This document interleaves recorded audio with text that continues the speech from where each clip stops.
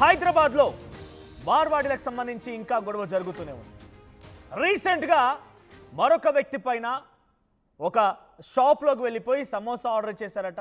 అక్కడ ఏం జరిగింది, ఎటువంటి గొడవ జరిగింది ఏది తెలియదు.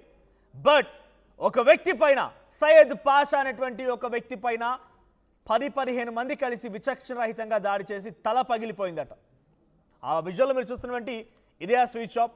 అక్కడ ఎటువంటి గొడవ జరిగింది, ఆ ఇద్దరి మధ్య ఎటువంటి సంభాషణ జరిగింది, దూషించుకున్నారా కొట్టుకున్నారో తెలియదు. కానీ ఫైనల్గా ఇది రిజల్ట్, తల పగిలిపోయింది.